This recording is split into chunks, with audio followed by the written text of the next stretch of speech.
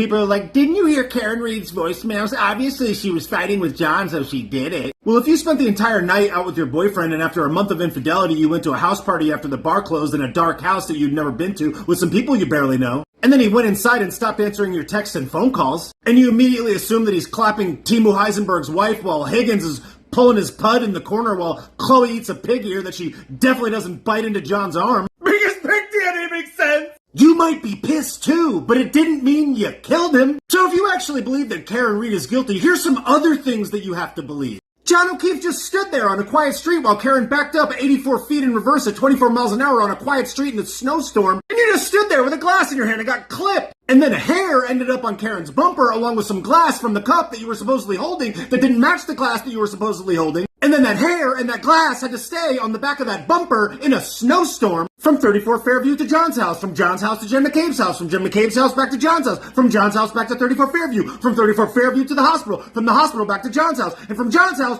back to Karen's parents' house in Dayton. And then from Karen's house onto a flatbed truck all the way back to the Canton Police Department, where Higgins and Berkowitz definitely didn't stand in the Sallyport garage when the camera didn't work, and Officer Deaver misremembered that they were in there. And she testified to it and then changed it. Because she misremembered. I don't know about you guys, but I totally think up things that make perfect sense in the context of this case and then testify to the FBI and then later forget. Oh wait, I didn't forget. I actually do remember saying that because I thought I remembered that because that's a thing that happened. And then, after I knew that I clipped him, I stayed up all night, leaving him incriminating voicemails and text messages and called this chick that I barely knew to insert myself in the scene of the crime, where while he was laying dead on the ground dying, I just said to her, hey, would you mind searching how long to die in the cold? Because that makes perfect sense. And then nobody says anything about it, but then Jen McCabe's friend tells the FBI that she heard Karen say that, even though she didn't hear it, but she says, oh, I just knew about it because Jen McCabe told me it happened, but I misunderstood your question about hearing it because they said,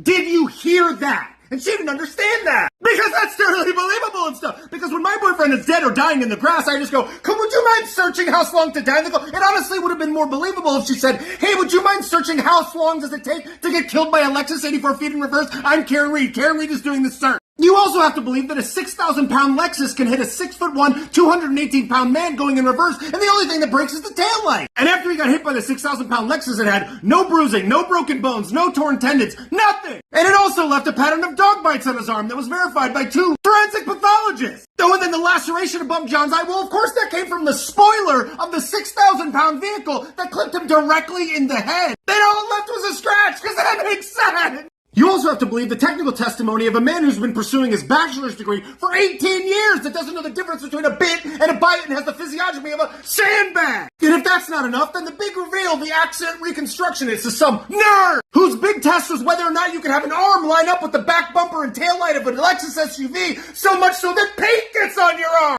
But did you hear the